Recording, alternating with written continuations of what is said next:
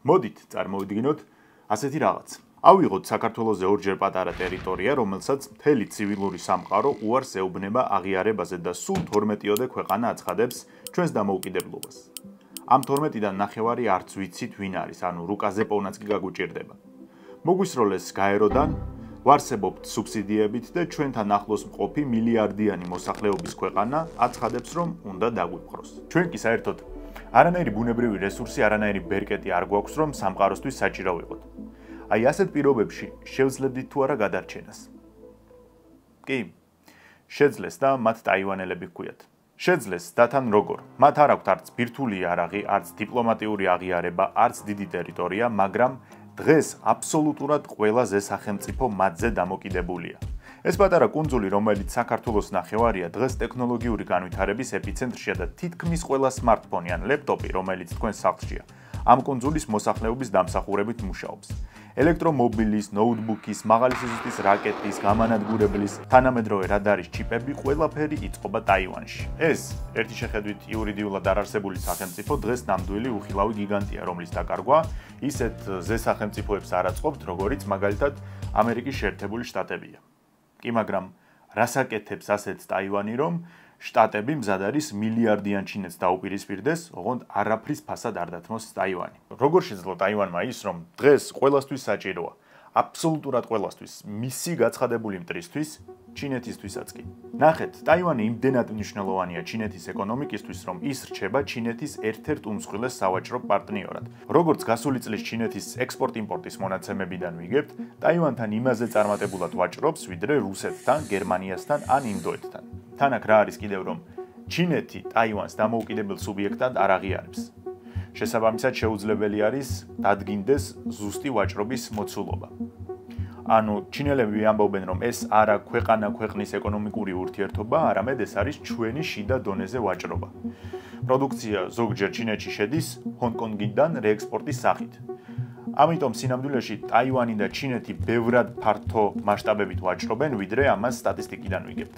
ასევე ტაივანის ეკონომიკაში წამყვანი წილი აქვს ჩინეთს. ეს ორი სუბიექტი გადაჯაჭვულია ერთმანეთზე. როგორც შეძლო ტაივანმა, რომ მთავარი მტერი, რომელიც ყოველ წელს დაპყრობით ემუქრება, აქცია უმთავრეს სავაჭრო პარტნიორად. როგორ შეძლეს ტაივანელებმა ის, რომ ჩინეთისთვისაც და ამერიკისთვისაც ჰაერივით საჭირო გახდნენ და ამერიკისგან ფაქტობრივად უპირობო უსაფრთხოების გარანტიები მიიღეს. არა მხოლოდ ეს ორი გიგანტი, არამედ ყველა მოვლენისთვის და ყველა ძლიერი ქვეყნისთვის ტაივანი საჭიროა. დღეს ზუსტად ამაზე ვისაუბრებთ. როგორ გახადა პატარა ტაივანმა ეს ზესახელმწიფოები მასზე დამოკიდებულები? რატომ არავინ აღიარებს ტაივანს როგორც დამოუკიდებელ სახელმწიფოს? როგორ მოხდა ისე, რომ ჩინეთი და ტაივანი ერთმანეთის დაუძინებელი მტრები არიან და რა თქმა უნდა, ვისაუბრებთ იმაზეც, თუ ეს გამოსდის ჩვენზე ორჯერ პატარა ტაივანს, რატომ არ გამოგვდის ჩვენ? სანამ გავაგრძელებთ, გეტყვით, რომ ერთი კარგი სიახლე გვაქვს. თქვენ კარგად იცით, რომ მე უკვე დიდი ხანია თანამშრომლობ Ketogen G-თან. კერძოდ, მის ერთ-ერთ საუკეთესო პროდუქტს Brain Optimizer-ს მოვიხმარ და აუდიტორიასაც დიდ რეკომენდაციას ვუწევ ამ დანამატზე. ეს აუმჯობესებს გონებრივ შესაძლებლობებს, ჩემ შემთხვევაში ეს იყო მაგალითად ფოკუსირების უნარის ზრდა, ვარ ძალიან კმაყოფილი შედეგებით და დღეს გვაქვს ასეთი სიახლე, რომ თქვენ შეგიძლიათ Brain Optimizer-ი და ვიტამინების კომპლექსი შეიძინოთ 15%-იანი ფასდაკლებით. ამისათვის საჭირო არის გადახვიდეთ Ketogen G-ის საიტზე და გამოიყენოთ პრომოკოდი BRAIN15. თქვენ 165 ლარის ნაცვლად ორივეს ერთად შეიძენთ 140 ლარად. ასევე შეგიძლიათ მიბრძანდეთ მაღაზიაში ვაჟა-ფშაველას 12-ში. ამ ეპიზოდის დასაწყისში მნიშვნელოვანია გავერკვეთ ეტიმოლოგიაში. სინამდვილეში ჩინეთი ეს არის ხალხში გავრცელებული დასახელება. რეალურად ამ ქვეყანას ჰქვია ჩინეთის სახალხო რესპუბლიკა, ხოლო ტაივანს ჩინეთის რესპუბლიკა. დამაბნეველია, ხო? 1 მილიარდ ნახევრიანი ჩინეთი არ ყოფნიდა და ამასობაში თურმე 2 ყოფილა. მაგრამ ახლა ნახეთ. ტაივანის კონსტიტუციაში უწერია, რომ ოფიციალურად აცხადებს თავს კონტინენტური ჩინეთის მმართველად. ანუ ეს პატარა კუნძული პრეტენზიას გამოთქვამს ჩინეთზე. მეტიც მონღოლეთსაც თავის ტერიტორიად მიიჩნევდნენ, მაგრამ მერე ამოიღეს. მესმის ამბიციები. 1991 წელს თვითონაც დაფიქრდნენ, იქნებ მადა გაგვექცა და მართლა ბევრს ვითხოვთო და მონღოლეთზე უარი თქვეს, მაგრამ ჩინეთზე არა. ახლა ფორმალურად ისი არის განწყობები და ეს კანონმდებლობაც მორგებული, რომ პრეტენზია აქვს მხოლოდ იმაზე, რასაც ამჟამად აკონტროლებს.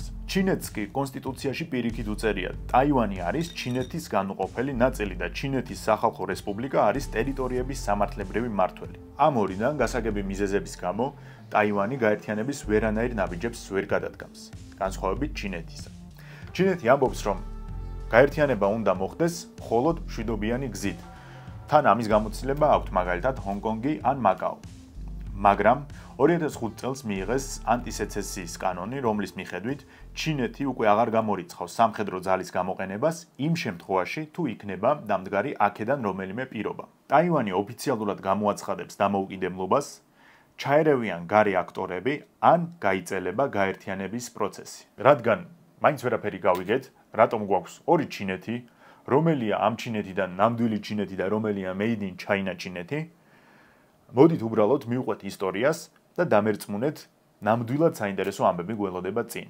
ვისაც გახსოვთ, როდესაც გავაკეთე ვიდეო თუ რა დამართა დიდმა ბრიტანეთმა ჩინეთს, გემახსოვრებათ, რომ ცინის იმპერია უკვე სულ ზღაფავდა. ვისაც არ გინახავთ, შეგიძლიათ ნახოთ ბმულზე. მაშინდელი ჩინეთი იყო უზარმაზარი, მაგრამ დასუსტებული, დამცირებული, განარკომანებული, ჩამხრჩალი კორუფციაში, კრიმინალში და ადამიანებს ჰქონდათ მზარდი უკმაყოფილება მმართველი ძალის წინააღმდეგ. ბოლოს ეს უკმაყოფილება ლოგიკურ დასასრულში გადაიზარდა და ახალგაზრდა იმპერატორი პუი, იმპერატორი პუი მოისროლეს. ასე დასრულდა ცინის დინასტია ჩინეთში. ეს მოხდა 1912 წელს და ჩინეთი გამოცხადდა რესპუბლიკად. რევოლუციის შემდეგ ორი დიდი ბანაკი წარმოიშვა. პოლიტიკური ლიდერი სუნ იაცენი და სამხედრო ლიდერი იუან შიკაი. როგორც ხდება ხოლმე რევოლუციას ვინც ერთად აწყობს, მერე ერთმანეთის პირისპირ იწყებენ კონფლიქტს. აქაც ეს კლასიკური სცენარი ვიხილეთ. იაცენმა დაარსა პარტია გომინდანი, ეს კარგად დაიმახსოვრეთ, იმიტომ რომ შემდეგში მთელი ეპიზოდის განმავლობაში ამ პარტიის ირგვლივ ვიტრიალებთ და უკვე რევოლუციიდან ერთ წელიწადში თვითონ მოაწყო ახალი რევოლუცია. იუან შიკაიმ, რა თქმა უნდა, ის ჩაახშო და 1915 წელს ჩინეთი გამოაცხადა იმპერიად, ხოლო თავი იკურთხა იმპერატორად. უცნაურია, ხო? რასაც მთელი თავის ცხოვრება ებრძოდა, ბოლოს თვითონ დაემსგავსა კი არა, თვითონ გახდა ის. ახლა იწყება უკვე ბრძოლა მის წინააღმდეგ. შესაბამისად, პარტია გომინდანი იწყებს საგარეო მოკავშირეების ძებნას და საბჭოთა კავშირის სახით მალევე იპოვა კიდეც. ამასობაში ნელ-ნელა ჩინეთში ფეხს იკიდებს კომუნისტური იდეები. მაგრამ სუნ იაცენს თვალით არ დაენახება კომუნისტები და უკვე მათ უწყებს ბრძოლას, ანუ ცალკე ებრძვის მთავრობას, ცალკე ებრძვის კომუნისტებს. ერთ დღესაც რუსეთიდან ეუბნებიან, რომ აი თქვენ თვითონ დაფიქრდით, რაღა ერთმანეთში იბრძვით, ნაციონალისტები და კომუნისტები, მოდით გაერთიანდით, შექმენით ერთიანი ფრონტი და დაუპირისპირდით იმპერატორს. და მერე უკვე როდესაც იმპერატორს მოიშორებთ, აი მერე დალაგდით უკვე ერთმანეთში, ოღონდ ეს გააკეთეთ, რა თქმა უნდა, მშვიდობიანი გზით. ზუსტად ასეც მოხდა. ამ მოვლენების პარალელურად გომინდანის პარტიაში გამოჩნდა ახალგაზრდა, ძალიან ჭკვიანი, განათლებული და კარგი სამხედრო ჩანკაიში, რომელიც პარტიაში წინ და წინ მიდის და უკვე პრაქტიკულად გახდა სუნ იაცენის მარჯვენა ხელი. როდესაც იაცენი გარდაიცვალა, პარტიის ანუ გომინდანის ლიდერი გახდა ჩანკაიში, რომელმაც გააგრძელა იაცენის გზა, ანუ ბრძოლა იმპერიის წინააღმდეგ. საბოლოოდ გაიმარჯვეს კიდეც, მაგრამ საქმე იმაშია, რომ მარტომ ხომ არ გაიმარჯვა, ანუ მხოლოდ გომინდანის მხარდამჭერები ხომ არ იყვნენ, იქ ასევე ერთად იბრძოდნენ კომუნისტები. თუმცა ისე მოხდა, რომ ჩანკაიში გახდა გამარჯვების სიმბოლო და შემდეგ უკვე ჩინეთის მმართველი, ხოლო მთავარი ძალა, რომელიც იყო ხელისუფლებაში, იყო პარტია გომინდანი. ჩანკაიში, რა თქმა უნდა, საინტერესო პოლიტიკოსი იყო. ჩინეთის მმართველის ამპლუაში მან მართლა გაატარა რიგი ეკონომიკური და სამართლებრივი რეფორმები და ქვეყანა შედარებით წინ წავიდა. თუმცა, რომ თქვათ, რომ კორუფცია აღმოფხვრა, ტყუილი იქნება. პარალელურად რა ხდება მსოფლიოში? იაპონია შეჭრილია ჩინეთში და მიდის სერიოზული სისხლიანი ომი. ჩანკაიში სურდა, რომ ჯერ კომუნისტები გაენადგურებინა ჩინეთში და უკვე მათი განადგურების შემდეგ მიეხედა იაპონურ ოკუპაციას. მაგრამ ერთ დღესაც ის შეიპყრეს თავისივე სამხედრო მაღალჩინოსნებმა, დააკავეს და აუხსნეს, რომ არა, ასე არ გამოვა საქმე, როდესაც საქმე ეხება ომს, მოდი ჩვენ დაგვიჯერებთ. ჩვენ უნდა გავერთიანდეთ კომუნისტებთან, იმიტომ რომ ყავს ერთი საგარეო მტერი, იაპონელები და ერთად უნდა დავამარცხოთ ისინი, ანუ რესურსები ერთმანეთის წინააღმდეგ კი არ დავხარჯოთ, არამედ გაერთიანებული ძალებით შევუტიოთ ოკუპანტებს. სხვა გზა არ ჰქონდა დათანხმდა. კომუნისტურ ფლანგზე კი იბადებოდა ახალი პოლიტიკური ვარსკვლავი, რომელიც ჩვენთვის ცნობილია როგორც მაო ძედუნი. იაპონიას ამასობაში უკვე წლებია დაპყრობილი ჰქონდა ჩინეთის კუნძული ტაივანი. მიუხედავად იმისა, რომ გერმანელებიც კი ანგელოზებით ჩანდნენ იაპონელების ფონზე, გულისხმობ იმას, თუ რა სისასტიკეებს ჩადიოდნენ ჩინეთში, ტაივანის განვითარებას ზუსტად რომ იაპონელებს უნდა უმადლოდნენ. რატომ მოხდა ასე? იაპონია არ იყო ჩინეთივით დეორგანიზებული და ქაოსური ქვეყანა. პირიქით, მათ ჰქონდათ მაღალი დისციპლინა, უყვარდათ ყველაფრის სრულყოფა, რასაც კი ხელს მოკიდებდნენ და ერთ სისტემაში მოყვანან. აი ეს მიდგომა მათ შორის აისახა, რა თქმა უნდა, ტაივანზეც. რა გააკეთეს იაპონელებმა? პირველ რიგში მოაწესრიგეს სატრანსპორტო ინფრასტრუქტურა. მერე მთელი კუნძული დაქსელეს რკინიგზით. გააკეთეს და მოდერნიზება ჩაუტარეს პორტებს და აეროდრომებს. და რაც ყველაზე მნიშვნელოვანია, მათ დანერგეს იაპონური განათლება.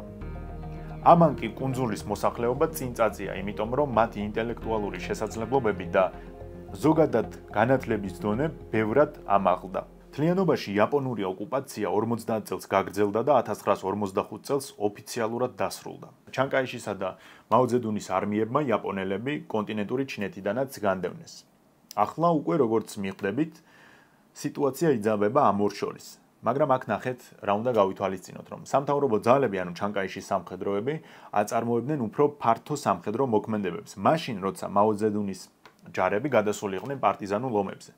ეს იმას ნიშნავს, რომ უფრო მცირე ძალებით უტევდნენ იაპონელებს, შესაბამისად, უფრო მცირე დანაკარგები ჰქონდათ. ანუ ასე რომ ვთქვათ, უხეშად ხომ, არმიის შენახულობა, მაო ძედუნის არმია იყო უფრო შენახული ვიდრე ჩანკაიშის. თან მოსახლეობაში მაოს იდეები, განსაკუთრებით ის, რომ მიწები ეკუთვნით გლეხებს, ხოლო ქარხნები მუშებს, სულ უფრო პოპულარული და მზარდი იყო. ამას დაუმატოთ საგარეო ფაქტორი. საბჭოთა კავშირი იყო მაოსკენ, ფინანსებით, შეიარაღებით, ყველაფრით ეხმარებოდა. როგორც ხვდებით, დაიწყო მორიგი სამოქალაქო ომი კომუნისტებსა და ჩანკაიშის გომინდანის მომხრეებს შორის. აი აქედან უკვე იწყება მთავარი. ჩანკაიშიმ როდესაც შეატყო, რომ ამ ბრძოლას კომუნისტებს უკვე ვეღარ მოუგებდა, იმიტომ რომ კომუნისტებს ჰქონდათ რიცხობრივი უპირატესობა, უკეთეს სამხედრო ფორმაში იყვნენ და მოსახლეობის დიდი ნაწილიც მათ უჭერდა მხარს, მიიღო ევაკუაციის გადაწყვეტილება. ოღონდ ეს ის ევაკუაცია არ არის, რომელიც წარმოგვიდგენია. საუბარი არის მთავრობაზე და გომინდანის მხარდამჭერებზე. დაახლოებით 2 მილიონი ადამიანი 1959 წელს კონტინენტური ჩინეთიდან გადავიდა კუნძულ ტაივანზე. მათ წაიღეს სამხედრო ფლოტი, სამხედრო ავიაცია, ტყვია-წამალი, იარაღი, საბრძოლო მასალა და რაც მთავარია, ბიუჯეტის რეზერვები, ანუ ეს ოქრო და სხვადასხვა სიმდიდრე. გადავიდნენ ტაივანზე, გამაგრდნენ და მოემზადნენ იმისთვის, რომ მაო შეიძლება მათ აქაც გადმოყვეს და თავს დაესხნენ. ანუ საკმაოდ დიდი რესურსი წაიღეს და თვითონაც საკმაოდ დიდი ინტელექტუალური რესურსი აღმოჩნდა გომინდანი. მაგრამ კუნძულისთვის ომი ვერ ვიხილეთ. რატომ მოხდა ასე, ხომ? ბევრად უკეთესად შეიარაღებულმა მაოს არმიამ რატომ არ გააგრძელა თავის წარმატება? აქ ორი პასუხია. მიუხედავად რიცხობრივი უპირატესობისა, ჩინეთს იმ მომენტში არ ყავდა შესაშური საჰაერო და საზღვაო ძალები. ყველაფერი რაც კარგი იყო, ტაივანზე წაიყვანა ჩანკაიში. და მეორე, საერთაშორისო რეაქცია. როგორც ძალთა ბალანსის კლასიკა მოითხოვს, თუ ჩინეთს მხარს უჭერს საბჭოთა კავშირი, მაშინ ტაივანს მხარს უჭერს ამერიკა. 1950 წელს მაოს ჰქონდა სერიოზული გეგმები, რომ კუნძულზე შეჭრილიყო, მაშინ ამერიკამ საპასუხოდ ტაივანზე შეიყვანა თავის სამხედრო ფლოტი. სიტუაცია უკიდურესად დაიძაბა 1958 წელს, როდესაც ამერიკამ ჩინეთს პირდაპირ დაემუქრა ბირთვული იარაღის გამოყენებით. ოღონდ ეს არ იყო მხოლოდ სიტყვები, არამედ სერიოზული გეგმები არსებობდა იმის შესახებ, თუ სად და როდის უნდა მიეტანათ ბირთვული რაკეტებით ჩინეთზე შეტევა. მაგრამ საბჭოთა კავშირის წნეხის და მოსალოდნელი შედეგების გადაფასების შემდეგ ეიზენჰაუერმა ამ იდეაზე უარი თქვა. ამის შესახებ თვითონ ამერიკული მედია წერს. მაომაც, როდესაც კარგად დაფიქრდა, რომ ამერიკა ტაივანს სერიოზულად მხარს უჭერს და მართლამსროლელი არის იარაღის, ჩაიქნია ხელი ოკუპაციაზე. კითხვა, რომელია ნამდვილი ჩინეთი, არის რიტორიკული. მარტივად რომ შევხედოთ, მოხდა ასეთი რაღაც. იყო მთავრობა, ჩანკაიშის მთავრობა, ეს მთავრობა დამარცხდა სამოქალაქო ომში და მოუწიათ კუნძულზე გადასვლა. ამ კუნძულს გადმოყვა ამ მთავრობის სახელმწიფოს სახელი, ანუ ჩინეთის რესპუბლიკა, რაც იყო, ის გადმოყვა იურიდიულად ამ კუნძულსაც. მაგრამ მეორე მხრივ არც ჩანკაიში მოვიდა ლეგიტიმური არჩევნებით, ისიც სამოქალაქო ომით და რევოლუციით გახდა ქვეყნის მმართველი. შესაბამისად, რომელი არის ნამდვილი ჩინეთი, ანუ გარჩევას აზრი არ აქვს. ფაქტი არის ახლა ერთი. არის ერთი ნამდვილი კონტინენტური ჩინეთი და ტაივანი არის მისი შემადგენელი ნაწილი. უბრალოდ ამ ეტაპზე გასული არის კონტროლიდან. მეგობრებო, წინა ვიდეოში ადამიანების კატეგორია აკომენტარებდა და წუხდა იმის შესახებ, რომ რატომ უყურებ შენ აზერბაიჯანისა და თურქეთის მოკავშირეობის ხარისხსო, ისინი არიან ერთიერი, ისინი არიან ფაქტობრივად მოძმე ხალხი, ერთი რელიგია აქვს და ასე შემდეგ და სადგინდა რომ ჩვენ ნახოთ ასეთი მოკავშირეობა. საქმე იმაშია, რომ მოკავშირეობას არ ქმნის არც ერთი ხალხობა, არც ერთი რელიგია სხვათა შორის, არც ლამაზი ხალხი და ასე შემდეგ. მოკავშირეობას ქმნის მხოლოდ საჭიროება. შენ თუ არ გაქვს კარგი გეოგრაფიული ლოკაცია, შენი ერი თუ ვერაფერს აწარმოებს სხვებისთვის საჭიროს, ვერანაირ პროდუქტს ვერ ქმნის, ბუნებრივია, არავის არ ჭირდები, ანუ არავინ იქნება შენი მოკავშირე, ხო? შენ თუ გაქვს ძლიერი ეკონომიკა, დანარჩენი სახელმწიფოებისთვის რაღაც საჭიროს აწარმოებ, შენ გეყოლება არა მხოლოდ კარგი ინვესტორი, არამედ კარგი მფარველიც.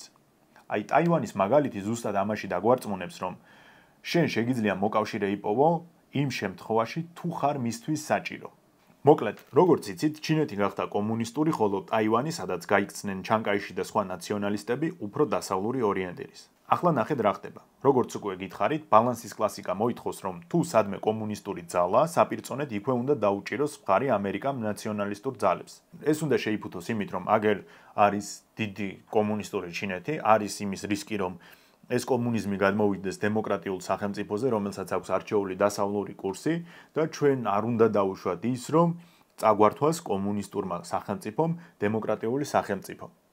ამ ფარს რომ თავი დავანებოთ, სინამდვილეში ტაივანს აქვს იდეალური გეოგრაფიული მდებარეობა, გეოსტრატეგიული მდებარეობა ამერიკისთვის და ეს იყო უზარმაზარი საშუალება, რომ ამერიკას ჩინეთი შეეკავებინა ჩინეთის სანაპიროზევე.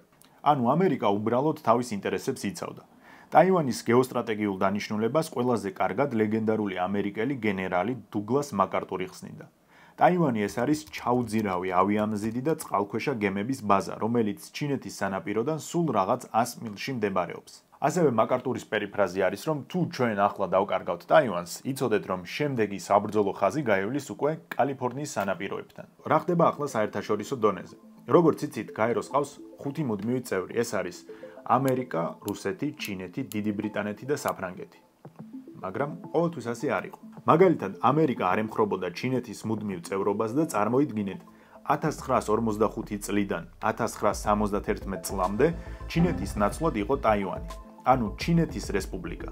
ხო, ეს პატარა კუნძული იყო საერთაშორისო დიპლომატიის ავანგარდში. არგუმენტი იყო ის, რომ როცა გაერო შეიქმნა, მაშინ არსებობდა ჩინეთის რესპუბლიკა და ახლა თუ ეს იურიდიული სუბიექტი სადმე კუნძულზე გადავიდა, არ ნიშნავს, რომ ხმა უნდა წაერთვას და ზუსტად ტაივანი არის იმ ჩინეთის მემკვიდრე და არა მაოძედუნის ჩინეთი. სინამდვილეში ეს კეთდებოდა მხოლოდ იმისთვის, რომ კომუნისტების გავლენები და ხმა საერთაშორისო დონეზე მაქსიმალურად შემცირებული ყოფილიყო. რა თუნდოდა ახლა ამერიკას უზარმაზარი კომუნისტური სახელმწიფოების საბჭოთა კავშირისა და ჩინეთის სახით გაეროში. არ ჭირდებოდა. პარალელურად, ამერიკაც და იაპონიაც ტაივანში იწყებენ უზარმაზარი ფინანსების ჩასხმას. ისინი აგზავნიან იქ სამხედრო ტექნიკას, სამხედრო სპეციალისტებს, სხვადასხვა დარგის პროფესორებს და ასე შემდეგ. ერთ-ერთი, ვინც ტაივანის კუნძულზე გაგზავნეს, იყო უკრაინელი ებრაელი ვოლფ ლადეჟინსკი, რომელიც გახლდათ აგრარული სპეციალისტი. რას აკეთებს ლადეჟინსკი ტაივანში? ჰქონდა ასეთი იდეა. მიწა ეკუთვნის მათ, ვინც მიწას ამუშავებს. რეფორმის მიხედვით მსხვილ მიწათმფლობელებს ჩამოართვეს მიწა და მისაღებ ფასად მიყიდეს გლეხებს. შემდეგ ყოფილ მიწათმფლობელებს ობლიგაციებით კომპენსაცია დაუბრუნდათ. კუნძულზე წვრილი ფერმერების უფლებების დაცვა დაიწყეს. რეფორმებამდე ფერმერების დაახლოებით 70% იყვნენ არენდატორები. რეფორმის შემდეგ უმეტესობა გახდნენ მიწის მესაკუთრეები. ეს უკვე დიდი წინგადადგმული ნაბიჯი იყო. იმიტომ რომ გუშინდელი გაჭირვებული ფერმერები დღეს გახდნენ მიწათმფლობელები. კუნძულზე გაიზარდა მოსავლიანობა და ადამიანებმა შენიშნეს, რომ თურმე მათაც შეუძლიათ რაღაცის შექმნა. და აქ საინტერესო კიდევ ის არის, რომ იმ ადამიანების ნაწილს, რომელსაც არ შეეძლო მიწაზე მუშაობა, მოუწიათ სხვადასხვა ინდუსტრიებში წასვლა და საკუთარ განვითარებაზე ზრუნვა. სხვადასხვა იმას დავამატებ, რომ ისტორიულად ტაივანს ინტელექტუალური რესურსი არასდროს არ აკლდა. თავის დროზე ჯერ აქ მინის დინასტიის ლოიალისტები გაიქცნენ, შემდეგ იაპონელების ოკუპაცია იყო და როგორც უკვე გითხარით, სერიოზული თანამედროვე განათლების რეფორმები ჩატარდა და ბოლოს უკვე ნაციონალისტები, ანუ ჩანკაიში და პარტია გომინდანის მიმდევრები გადმოვიდნენ. იყო თუ არა ტაივანი ისეთი დემოკრატიული, როგორც ამას ამერიკა აცხადებდა. ჩანკაიში იმდენად იყო დიქტატორი, რამდენადაც ეს საერთოდ შეიძლებოდა. კუნძულზე გადასვლის დღიდან მან გამოაცხადა, რომ არანაირი ოპოზიციური პარტია აქ არ იარსებებს, იქნება მხოლოდ გომინდანი.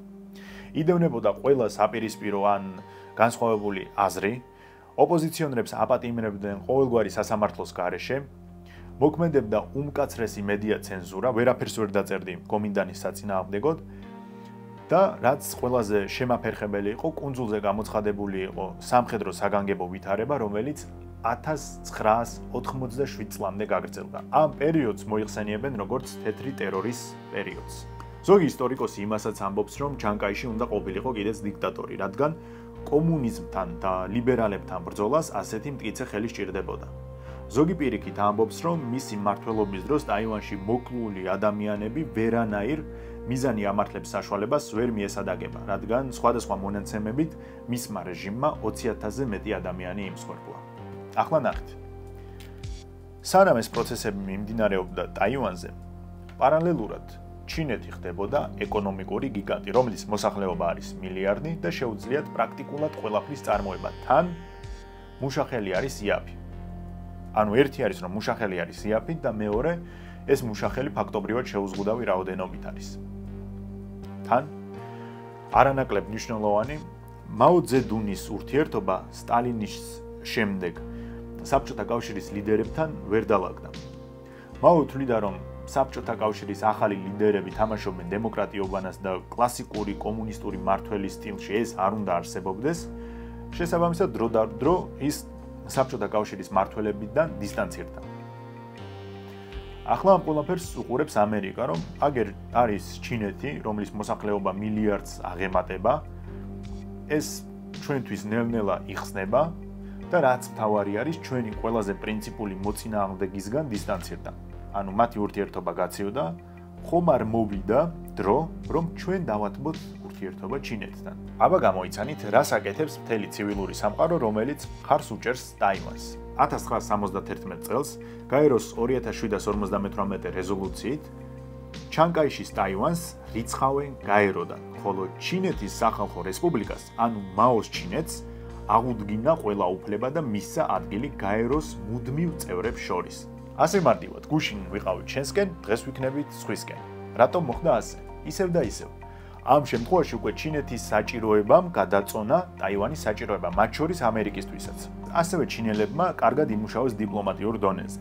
მათ საერთაშორისო საზოგადოებას ერთი ჩინეთის პრინციპი გააცნეს. შენ მხოლოდ იმ შემთხვევაში შეგიძლია დაამყარო ჩინეთთან ურთიერთობა, თუ გაწყვეტ ყველა სახის ურთიერთობას ტაივანთან. პეკინი კი უკვე მზარდი ეკონომიკური გიგანტი ხდებოდა, ამიტომ ასეთ ძალასთან ანგარიშის გაწევა გიწევდა. შესაბამისად, ხო, ტაივანი თამაშგარი აღმოჩნდა. აქ საინტერესო არის ის, რომ ამერიკამ გაეროს იმ რეზოლუციაზე მხარი დაუჭირა ტაივანს. ანუ აზრი აღარ ქონდა სიმართლე გითხრათ ამერიკის პოზიციას, იმიტომ რომ უმრავლესობას გადაწყვეტილი ჰქონდა, რომ ჩინეთისთვის უნდა დაეჭირათ მხარი, მაგრამ უმრავლოდ კარგ ტიპად გამოჩნდა. სამართლიანობისთვის უნდა აღინიშნოს, რომ ამერიკა არც აღიარებდა ტაივანის დამოუკიდებლობას, თუმცა ჩინეთთან ურთიერთობის დალაგებისას მათ განაცხადეს, რომ ტაივანთან არ გაწყვეტენ არაოფიციალურ ურთიერთობას და დარჩებიან მისი უსაფრთხოების უპირობო მხარდამჭერები, მაგრამ ჩინეთთანაც ითანამშრომლობენ. დღემდე სხვათა შორის ასეა და ასევე დღემდე ტაივანს გაეროში არ აქვს ხმა. ცნობისთვის ტაივანის საელჩოც კი არ არსებობს ამერიკაში. აქედან იწყება ყველაზე საინტერესო. ტაივანში აცნობიერებენ, რომ ჩვენი მეზობელი ჩინეთი აღარ არის ის 50-იანების გაჭირვებული ჩამორჩენილი ჩინეთი. არამედ მისი ეკონომიკა იზრდება რაღაც გიგანტური მასშტაბებით. ეკონომიკის ზრდასთან ერთად იზრდება ჩინეთის პოლიტიკური წონაც. ჩვენი საჭიროება კი სულ უფრო მცირდება. კი ვაწარმოებ ჩვენს რაღაცებს, იქ სათამაშოებს, ნაწილებს, ველოსიპედებს, საყოფაცხოვრებო ტექნიკას, მაგრამ ზუსტად იგივე საკეთებს ჩინეთიც. და ჩვენ რომ ვართ სიტყვაზე 15-20 მილიონი, ჩინეთი არის მილიარდიანი. ანუ ჩვენ რაც არ უნდა ვაწარმოოთ, ჩინეთი ამას გააკეთებს 1000-ჯერ უფრო დიდი მასშტაბით. ამერიკაც და სხვებიც ვინც ჩვენთან ვაჭრობენ, პირობითად თუ ჩვენთან შოულობენ 1 მილიარდს, ჩინეთში შოვიან 100 მილიარდს. ამიტომ ჩვენ თუ არ დავიბრუნეთ სამყაროსთვის საჭიროების მაღალი სტატუსი და დონე, აუცილებლად ადრე თუ გვიან დადგება ჩვენი არსებობის კითხვაც. პირველი რაც გააცნობიერეს იყო ის, რომ უნდა დავანებოთ ამ იაპ წარმოებას თავი. აზრი აღარ აქვს უბრალოდ. ჩინელებიც გააკეთებენ იგივეს და ისეთი მასშტაბებით, რომ ჩვენ ნამდვილად ვერ გავუკაჩავთ. საჭიროა შევქმნათ უნიკალური, ღირებული საკუთარი პროდუქცია, ანუ აქცენტი უნდა გავაკეთოთ ჩვენს ინტელექტუალურ შესაძლებლობებზე, ჩვენს მეცნიერებზე, ჩვენს ახალგაზრდებზე, პროფესორებზე, ლექტორებზე. ისინი უყურებენ საკითხს შემდეგნაირად, რომ მოდი მოვიკითხოთ უცხოეთში ვინ არიან წარმატებული ტაივანელები. მოვიწვიოთ ისინი ქვეყანაში, მათი ცოდნა, მათი გამოცდილება გამოვიყენოთ ჩვენს სასარგებლოდ. მოდი რაღაც ისეთი გავაკეთოთ, რომ ეს ინტელექტუალური კაპიტალის გადინება აღარ მოხდეს, პირიქით ადამიანებს მოუნდეთ აქ დაბრუნება. შევქმნათ ისეთი პირობები, რომ სახელმწიფო მოერგოს ამ ადამიანებს და არა პირიქით. ერთ-ერთი ასეთი აღმოჩნდა ამერიკაში ემიგრირებული მორის ჩანგი, რომელიც ნამდვილად ტექნიკური ინდუსტრიის რევოლუციონერი იყო. ჩანგი ობიექტურად უნიჭიერესი და უჭკვიანესი კაცი იყო. ჯერ მარტო მის აკადემიურ ფონდს შევხედოთ. მასაჩუსეტსის ტექნიკური ინსტიტუტი, ბაკალავრი მანქანათმშენებლობაში, შემდეგ ცოტა ხნით იყო ჰარვარდში და ბოლოს სტენფორდში მიიღო დოქტორის ხარისხი ელექტროტექნიკის მიმართულებით. 1958 წელს ტექსას ინსტრუმენტში დაიწყო მუშაობა, ბოლოს ამ კომპანიის ვიცე-პრეზიდენტი გახდა და ნახევარგამტარების წარმოებაზე აგებდა პასუხს. იმ მომენტში, როცა ტაივანში დაბრუნების შეთავაზება მიიღო, მორისი ამერიკაში ერთ-ერთი ყველაზე მაღალანაზღაურებადი აზიელი იყო ტექნოლოგიურ სფეროში. ასეთი შემდგარი ადამიანი 54 წლის ასაკში უარს ამბობს ამერიკულ კარიერაზე და უკან ტაივანზე ბრუნდება. ის ხელისუფლების წარმომადგენლებს და ადგილობრივებს ეუბნება, რომ ჩვენ უნდა შევქმნათ ჩვენი უნიკალური კონკურენტული უპირატესობა. თავი დავანებოთ ამ რაღაც იაფასიან წარმოებებს, აქცენტი გავაკეთოთ საკუთარ შესაძლებლობებზე, საკუთარ ახალგაზრდობაზე, საკუთარ ტექნოლოგიაზე, საკუთარ ტვინებზე და დამიჯერეთ და მენდეთ, რომ ჩვენ შევძლებთ იმას, რაც ერთი შეხედვით არის წარმოუდგენელი. მორისმა ნახევარგამტარების წარმოების შესახებ აბსოლუტურად ყველაფერი იცოდა და თავისი შესაძლებლობები სჯეროდა, ისევე როგორც ტაივანელების. მან განაცხადა, რომ მე ვიცოდი, რომ ინტელს მის თამაში ვერ დავამარცხებდი, ამიტომ მოვიგონე თამაშის ახალი წესები. 1997 წელს მან დაარსა კომპანია TSMC. იმ პერიოდში კომპანიები, მათ შორის ინტელი და თვითონ სადაც მუშაობდა ჩანგი, ტექსას ინსტრუმენტი, თვითონ ქმნიდნენ ჩიპებს და აწარმოებდნენ. ეს იმას ნიშნავს, რომ პატარა კომპანიებს ბაზარზე გასვლის შანსი არ აქვთ. ვის შეუძლია ჩიპების წარმოება, როცა სტარტაპი ხარ. ისედაც შენ რომ იგონებ, იმის წარმოებაც ძვირი არის, როდესაც გაგაჩნია ტექნოლოგიები. ჩანგმა ეს მიდგომა შეცვალა და სამყაროს ასეთი რაღაც შესთავაზა, რაც იმ მომენტისთვის ნამდვილად ინოვაცია იყო. მე არ ვარ თქვენი კონკურენტი. მათ შორის არც ინტელის. პირიქით. მე მინდა რომ თქვენთვის დავამზადო ეს ჩიპები. ან თუ ხართ ახალი სტარტაპი, ახალი კომპანია, არ გაგაჩნიათ საწარმო სიძლიერეები, არ გაქვთ იმის ფინანსები, რომ მასიურად აწარმოოთ თქვენი ჩიპები, თქვენ უბრალოდ მომიტანთ ჩიპის დიზაინს და მე გაგიკეთებთ იმ რაოდენობას, რამდენიც გჭირდებათ, იმიტომ რომ მე მყავს საუკეთესო სპეციალისტები, საუკეთესო საწარმო, საუკეთესო დანადგარები და მე შემიძლია არა მხოლოდ უბრალოდ კარგი პროდუქტი მოგცეთ, არამედ საუკეთესო ხარისხის და გარანტირებულად მიიღოთ იმ დათქმულ ვადებში. ეს იყო ინოვაცია. შენ შეგიძლია თავი არ იმტრიო წარმოებაზე, არ გადაყარო მილიონობით დოლარი საწარმო სიმძლავრეების შექმნაზე, არ იდარდო ხარისხზე და მასშტაბებზე. ყველაფერს გაგიკეთებს TSMC და მაღალი ხარისხის პროდუქტს გამოგიგზავნის. თან არავის კონკურენტი არაა ეს კომპანია, პირიქით. პირობითად ინტელსაც შეუძლია მათ დაუკვეთოს წარმოება და უზარმაზარი მასშტაბით შეუქმნიან ინტელის დაპროექტებულ ჩიპს. ამიერიდან კომპანიებს აღარ უწევდათ ჩიპის პროექტირება და მერე ცალკე ფულის ხარჯვა მის წარმოებაში, ანუ თვითონ აღარ უწევდათ წარმოება. არც არავინ პარავდა იდეას. ასეთი მიდგომით დაჩქარდა Apple-ის, Nvidia-ს, Qualcomm-ის პროგრესი. ყველა იყენებს მორის ჩანგის წარმოების ახალ მოდელს. მოკლედ, Chang'is TSMC-ის იდეა იყო ის, რომ შენ მოგაქვს ჩიპის მაკეტი, ისინი კი თანამედროვე ტექნოლოგიების გამოყენებით, უმაღლესი დონის სპეციალისტებით და უმძლავრესი საწარმოებით შეგიქმნიან ამ ჩიპს ბევრად იაფად, ბევრად სწრაფად და ხარისხიანად ვიდრე სხვაგან.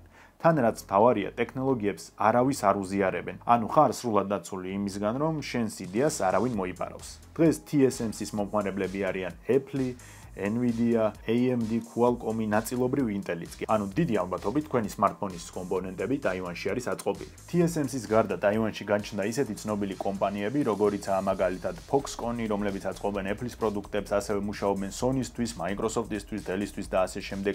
ზედმეტი წარდგენა არ ჭირდება Asus, Acer, Mediatek, Transcend, რომლის flash მეხსიერებები ყველას ქონია ალბათ და ასე შემდეგ. ყველაზე თანამედროვე სამხედრო რაკეტების ჩიპები იწყობა ტაივანის სხვადასხვა საწარმოებში. აი მაგალითისთვის ავიღოთ ამერიკული კომპანია Xilinx, რომელიც ამზადებს რაკეტებისთვის დამიზნების ჩიპებს. როგორ აკეთებენ ამ ყველაფერს? იყენებენ Morris Chang'is კონტრაქტულ მიდგომას.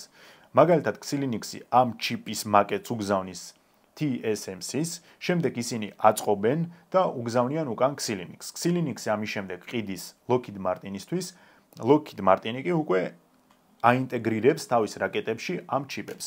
აი ესე არის მოწყობილი დღეს თანამედროვე სარაკეტო ჩიპების ბიზნესი. ხვდებით ხომ რა გააკეთა Morris Chang-მა? მან ტაივანი გადააქცია უმდიდრესი ქვეყნების მაღალ ტექნოლოგიურ საწარმოდ. ახლა თქვენ წარმოიდგინეთ ამერიკა, რომლის თანამედროვე შეიარაღების ნაწილი დგას ზუსტად რომ ტაივანზე, როდისმე დაუთმობს ჩინეთს? ჩინეთს კი არა, არავის არასდროს არაფრის ფასად არ დაუთმობს. ტაივანის შეფერხება ან პარალიზება გამოიწვევს კრიზისს ტექნოლოგიურ საწარმო სფეროში. ახლა კი შეკითხვა.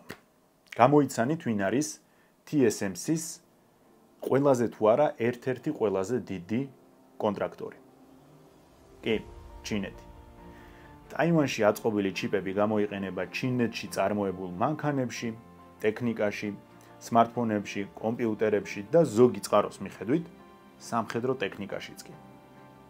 აი ასე დამოკიდებულია სინამდვილეში ჩინეთი ტაივანზეც. კიდევ ერთი შეკითხვა. თქვენი აზრით, სამყაროში რამდენ კომპანიას შეუძლია ულტრათანამედროვე ეგრეთ წოდებული 3 ნანომეტრიანი ჩიპების წარმოება? მხოლოდ ორს. TSMC-ს და Samsung-ს. მაგრამ მასშტაბური წარმოება შეუძლია მხოლოდ ტაივანურ კომპანიას. თუ თქვენ გაქვთ მაგალითად iPhone 15 Pro ან Apple-ის MacBook M3 პროცესორზე, უნდა იცოდეთ, რომ კომპონენტები, ანუ ამ შემთხვევაში ჩიპები დამზადებული არის ტაივანში. ახლა უფრო შორს მიდიან და ცდილობენ მაქსიმუმ 2 ნანომეტრიანი ჩიპი აწარმოონ. ამას ასევე ცდილობს Intel-იც. წარმოიდგინეთ, ამ ხელა სამყაროში მხოლოდ TSMC-ს შეუძლია ასეთი თანამედროვე ჩიპების მასშტაბური წარმოება, ანუ ჩინეთსაც კი არა. აქ ისიც უნდა აღვნიშნოთ, რომ სინამდვილეში 3 ნანომეტრი ეს არის უფრო მარკეტინგული შეფუთვა. რეალურად ეს ტრანზისტორები უფრო დიდი მოცულობის არის.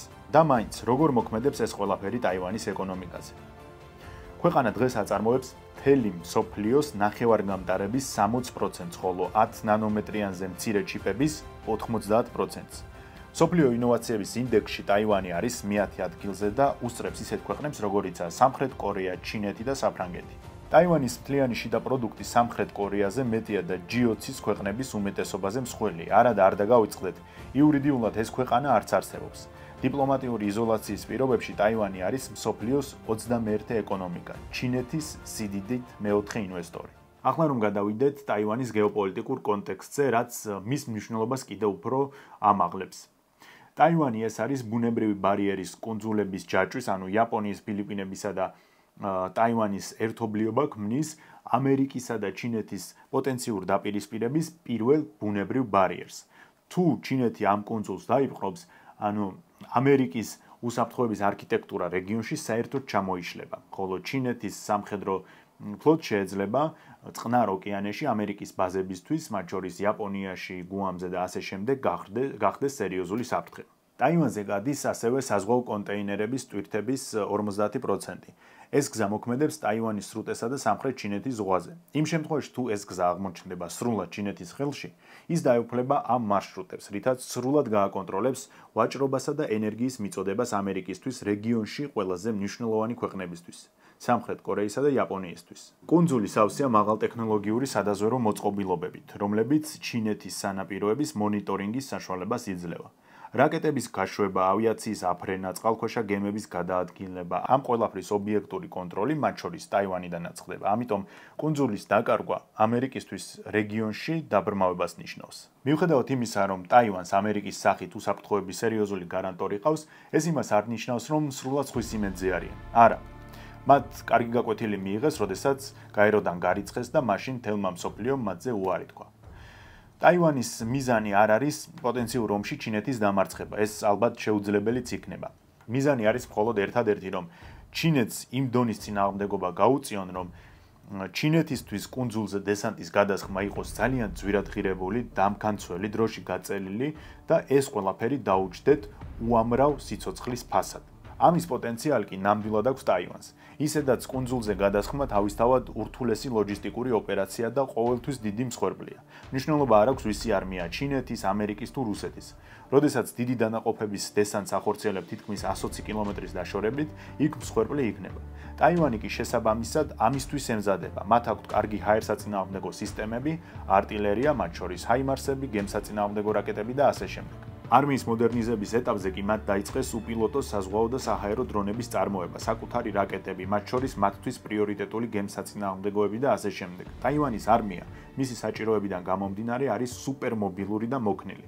მათი დაცვა შედგება რამდენიმე შრისგან. პირველი ეს არის გარე, ანუ ზღვაზე დაცვას, რაც გულისხმობს გემსაწინააღმდეგო რაკეტების გამოყენებას, საზღვაო ნაღმებს, უპილოტო კატერების და ასე შემდეგ. მერე მოდის საჰაერო თავდაცვა, F-16-ების ყველაზე თანამედროვე ვერსიები, პატრიოტები, შემდეგ უკვე თავდაცვა ხმელეთზე. ტაივანს აქვს უამრავი ასობით ბუნკერის ქსელი. ეს საშუალებას აძლევს მათ არმიას მოულოდნელად გამოვიდნენ, შეუტიონ მოწინააღმდეგეს და ასევე მოულოდნელად მალევე მიიმალონ. კუნძულზე მაღალ დონეზე არის განვითარებული კიბერშეტევა და კიბერთავდაცვაც. კუნძულზე ყველა მტკაველი შეესაბამება კარგ დაცვას და სრულად ათვისებულია სამხედრო თვალსაზრისით. რაც აქვთ ეგ არის, მაგაზე მეტ მიწას ფიზიკურად ვერ დაიმატებენ, შესაბამისად მოერგნენ ამ გეოგრაფიას, რელიეფს და მაქსიმუმს აკეთებენ. თუმცა ტაივანის სამხედრო დოქტრინის მიხედვით მათი ყველაზე პრიორიტეტული ამოცანა გაუძლონ პირველ შეტევას, სანამ მოკავშირეები ჩაერთვებიან ომში. ამას წინ ტელეგრამზე დავწერეთ და აქაც ვიტყვი, რომ მე პირადად არ მეგულება სხვა ისეთი არმია, რომელიც ტაივანის მსგავსად მთელი წლის განმავლობაში 24/7-ის რეჟიმში უწყვეტ წვნაში არიან. რამდენსაც ესენი აკეთებენ სხვადასხვა სცენარების სიმულაციას და კუნძულის პერიმეტრის დაცვის მოდელებს, მე მართლა არ მგონია, რომ სხვა რომელიმე ქვეყნის არმიაც იგივე დოზით ვარჯიშობდეს. თუმცა ტაივანის ჯარს ჩინეთის მსგავსად აქვს ერთი დიდი მინუსი. რეალური საბრძოლო გამოცდილება არც ერთს არ გააჩნია. ორივე მაღალტექნოლოგიური ჯარია, ერთის უპირატესობაა რიცხოვნობა, მეორესი კი გეოგრაფიული მდებარეობა. ტაივანი არის 23 მილიონიანი კუნძული და სავალდებულო ჯარი აქვთ, რომელიც 1 წლიან საწყის კონტრაქტს გულისხმობს. მოკლედ, ტაივანი არის ტონუსში, როგორც ეკონომიკურად, ისე სამხედრო თვალსაზრისით.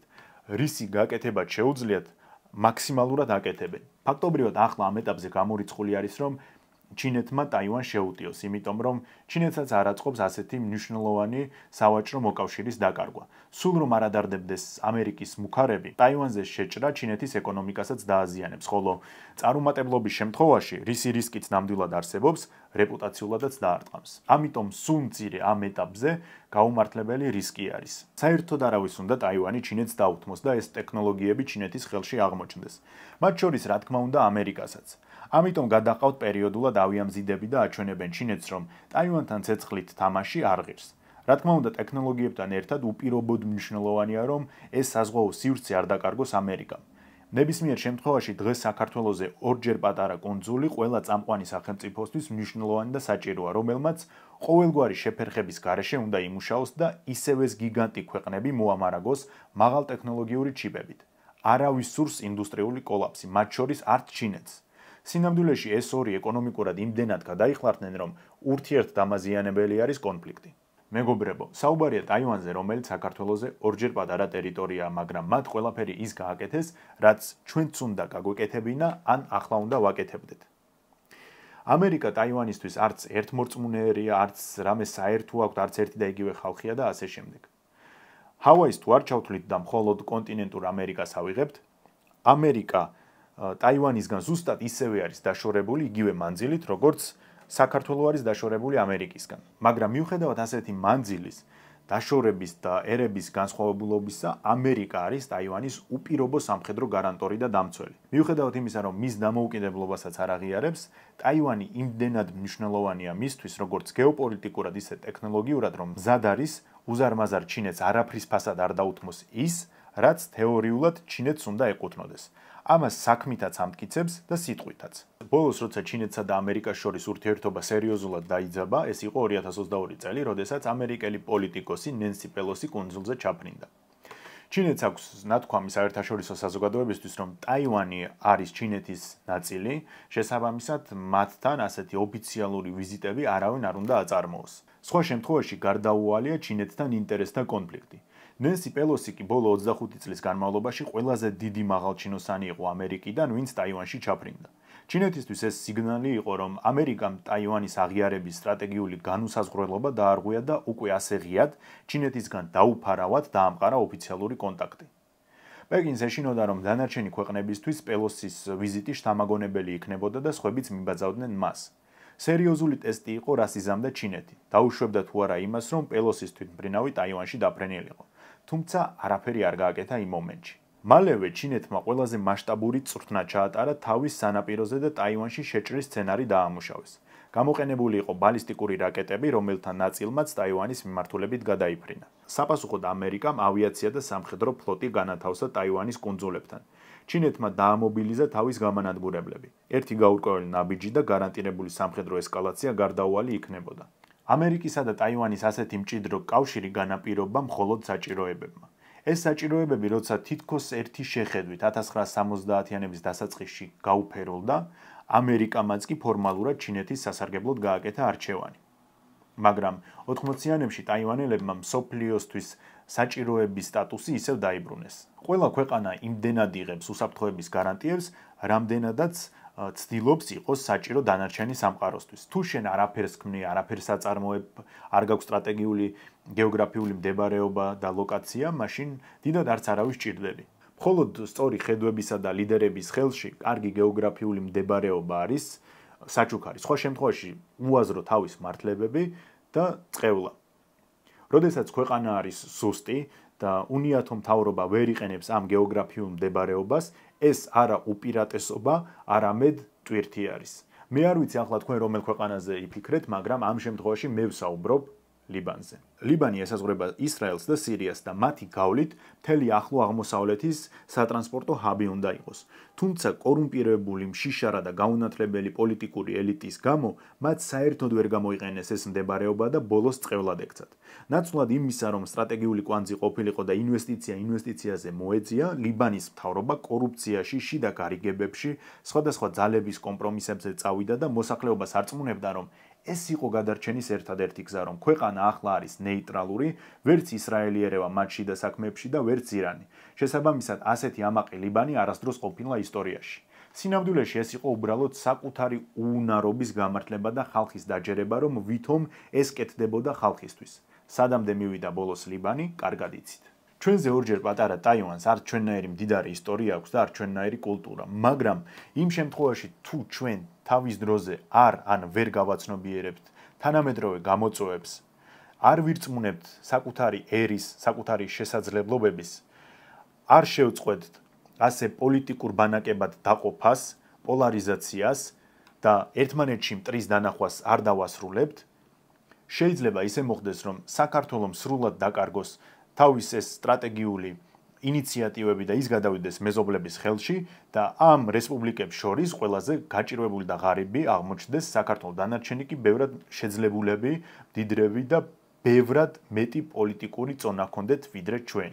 ახლა ჩვენ ან საერთოდ ვერ, ან ძალიან სუსტად გვქმნით მსოფლიოსთვის საჭიროებას. რას გვქმნით? აბა, ვისაც რა გაგახსენდებათ, უბრალოდ კომენტარებში დაწერეთ. თავარი არის აწმყო და არა ისტორიის ფრიალი ასეთები ვიყავით და ისეთები ვიყავით. ეგეც კი გაქრება, თუ ახლა არ დავიწყებთ სწორი ვექტორის ძიებას, მომავლის ინვესტიციებს, პოლიტიკური კლასის გაჯანსაღებას, ჯარის და დაზვერვის გაძლიერებას, გადაჭრით მოქმედებას, საკუთარი ერის განათლების სრულყოფას, ინტელექტუალური კაპიტალის გადინების აღკვეთას და ასე შემდეგ. ჩვენ იმას შევეჩვეთ, რომ პრობლემას ყოველთვის ხედავთ საგარეო აქტორებში და არასდროს საკუთარ თავში. დღეს რუსეთია პრობლემა, ხვალ ამერიკაზე, ევროკავშირი, მერე Deep State და ასე შემდეგ. ყველა დამნაშავეა ირგვლივ ჩვენ გარდა. მართლა დასანანია, რომ გუშინ შექმნილი ტაივანელები, სინგაპურელები პირველ რიგში საკუთარ თავში ხედავენ პრობლემას და იმ ქვეყნის მოსახლეობა, რომელსაც აქვს უზარმაზარი ისტორია, არ ყოფნის იმის უნარი, რომ სწორად გადააფასოს მიმდინარე გამოწვევები და სწორი დასკვნები გამოიტანოს. ტაივანს სინამდვილეში არაფერში არ გაუმართლა. შეიძლება ბევრად რთული გზაც კი ჰქონდა და ახლაც კი აქვს, ვიდრე ჩვენ. უმდიდრესი ქვეყანაა და არავინ აღიარებს. ერთადერთი რაც გააკეთეს არის ის, რომ არ ეძინათ და მოქმედებდნენ. თავის თავს და მერე უკვე მსოფლიოს დაუმტკიცეს, რომ მათაც შეუძლიათ სხვები გახადონ მათზე დამოკიდებულები. არავიზე ნაკლებები არ არიან და ბუნებრივი რესურსების არქონის შემთხვევაში შეძლებენ მიაღწიონ უზარმაზარ წარმატებას. თუ ეს შეძლო ტაივანმა, ბუნებრივია შევძლებთ ჩვენც. სინამდვილეში არავიზე ნაკლები ინტელექტუალური შესაძლებლობები ჩვენ არ გვაქვს, მაგრამ დაუკვირდით, რაზე ცდება ჩვენი რესურსი? პროპაგანდაზე, ხან რომელ ძალას ვამართლებთ, რომ ეს არის მართალი, ხან მეორე ძალას ვამართლებთ, რომ არა, ეს არის მართალი. ხილული მტრები არ ყოფნი და ახლა უხილავი მტრებიც გამოაგორეს და ასე შემდეგ. ანუ ფაქტია, რაღაცას ვაკეთებთ არასწორად. არასწორია, როდესაც ქვეყნიდან ხდება ინტელექტუალური კაპიტალის გადინება, მათ შორის ინჟინრების, მექანიკოსების, კონსტრუქტორების, ლექტორების, პროფესორების და ასე შემდეგ და ერთი მხრივ თავრობა პოლიტიკაში აწინაურებს სპორტსმენებს და მეორე მხრივ ეს ოპოზიცია ვერ გასცდა ამ აქტივიზმს და ვერ დაძლია თავის ბაბლის კომპლექსები. და გახსოვდეთ მეგობრებო, როგორც ტაივანელმა ვიზიონერმა მორის ჩანგმა თქვა, 56 წლის ასაკში დავაარსე TSMC. გვიანი არასდროსაა. დაწერეთ კომენტარებში, როგორ მოგეწონათ ეპიზოდი, რას ფიქრობთ ზოგადად ტაივანზე, ასევე იმის შესახებ, რაში შეიძლება გახდეს საქართველოს წამყვანი მოთამაშე დანარჩენი ქვეყნებისთვის. ვისაც გსურთ, რომ გახდეთ ჩემი პროექტის მხარდამჭერი, შეგიძლიათ აირჩიოთ Patreon-ზე თქვენთვის მისაღები ტარიფი და გამომიწეროთ იქაც. დროებით.